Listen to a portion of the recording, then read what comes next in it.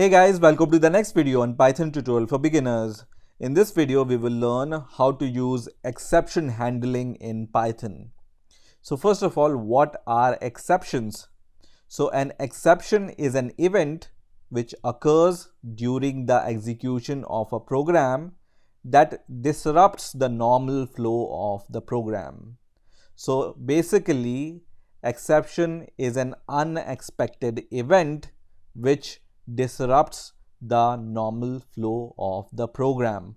So let me show you some examples of exceptions which may occur during the execution of a program.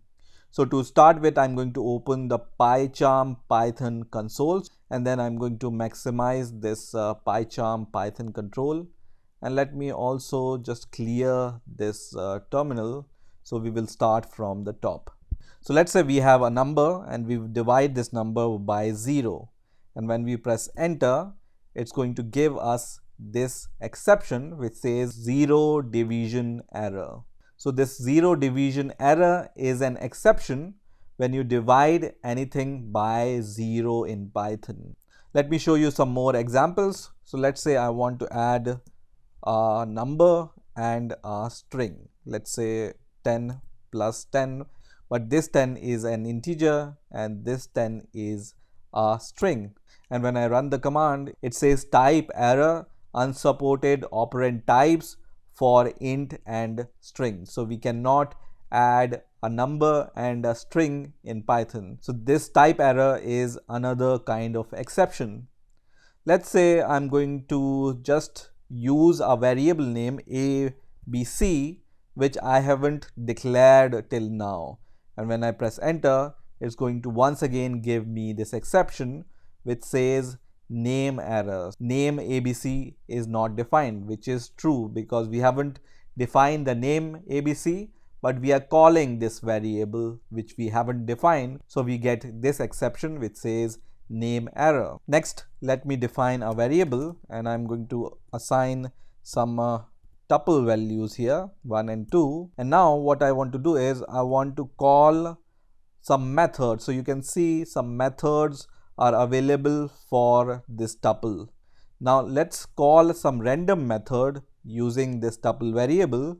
It will give us an error which says attribute error. Tuple object has no attribute, whatever attribute I have provided here. So this attribute is not present in the tuple object. Also, when you call our method, let me call some other method which is not there, and once again when I press enter, once again I get this error which says attribute error because this function is not present in the tuple object. So these are all exceptions in Python. Attribute error or name error or type error or 0 division error, all are exceptions in Python. Now if you want to see more exceptions, you can use the help inbuilt method and then you can write built-ins and then press enter. It gives me the name error once again because I need to first of all import this built-in module. So import built-ins and I'm going to once again use help and inside the parenthesis built-in and then press enter, which is going to give me this kind of output. And when I go at the top of this output, so let me just scroll at the top, and here you will see under the classes there is an object class, and under the object class there is a base exception class, and under the base exception comes the exception class, and under the exception there is a big list of exceptions which you can see here. So 0 division error we have already seen, or when you scroll down, name error we have already seen. So all the exceptions which Python may throw are all listed here. So if you want to see the list of all the exceptions, you can just give this method which is help built-in, but before that you need to import this built-in module, and then it's going to show you this kind of output, and you will also be able to see all these exceptions in Python. Now let me show you a real life example of exceptions in Python. So what I'm going to do is I'm going to define some variables here. So first variable is result, and I'm going to initialize it with the value none. and then I'm going to declare two variables. Let's say a, which takes an input, and we want to ask the user to provide some numbers. So let's say number 1 using the variable a, and in the same way I'm going to declare a variable b, which also asks the user to provide a second number. But you already know that this input will return the string, so we can just convert this string into a float, let's say. So I'm going to just cast the output of this input string to a float value, and then what I want to do is I want to save the division of the two numbers a and b into the result. So a divided by b, I want to save it into the result, and then at last I would just want to print the value of the result. Now let's run this program. So right click, run the file name, and then let me provide some numbers here. So 5 and 6, and press enter. It's going to give me the result, which is the division of these two numbers. Let me run the program once again, and this time I will provide 10, and the second number is equal to 0 here, and we know that when we divide some number by 0, we get this exception which says 0 division error. And you will also observe that as soon as this error is thrown, so this error comes from this line 5. So when you click on this line, it shows us that this error is coming from this line, which is the division of these two numbers. And as soon as this exception occurs, all the code which we want to execute after that will not be executed. So we were printing this result here, but it's not printed.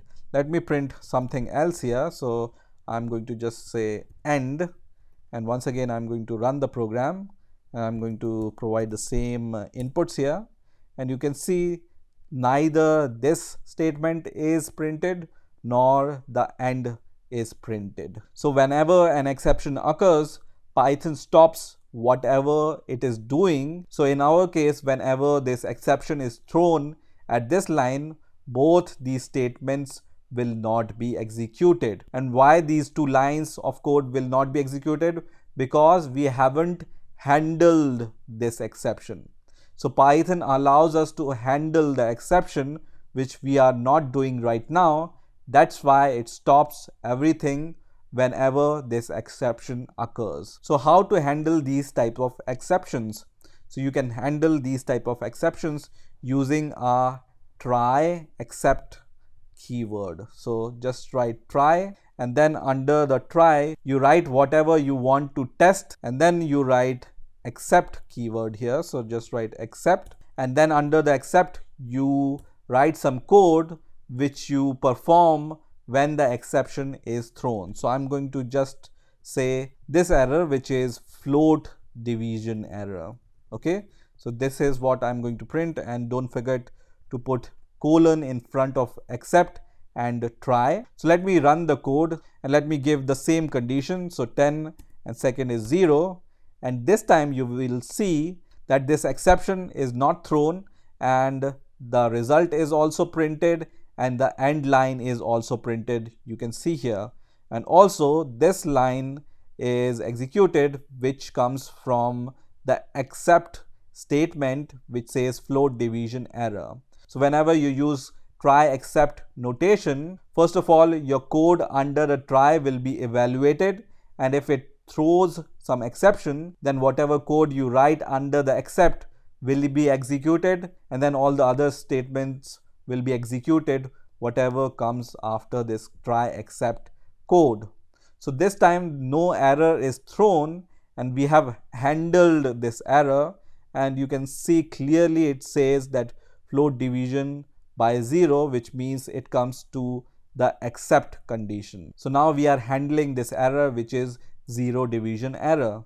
Now in other condition, when this error is not thrown, so we will just give some valid value 10 and 5, so no 0 division error will be thrown, and when I press enter, you will see that result will be printed and end will be printed by these two lines, but no except statement will be printed. So this statement is not executed because this code has not thrown any error because there is no error occurred. Now, as I have shown you that all the exceptions are under exception class, so we can also write here exception, and then we can just write this notation exception as E, and this will show us more details of the error.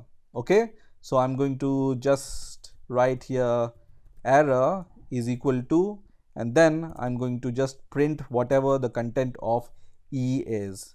And once again, when I run the code, and I will give the number with the 0 here, and you will see it prints this error which says float division by 0.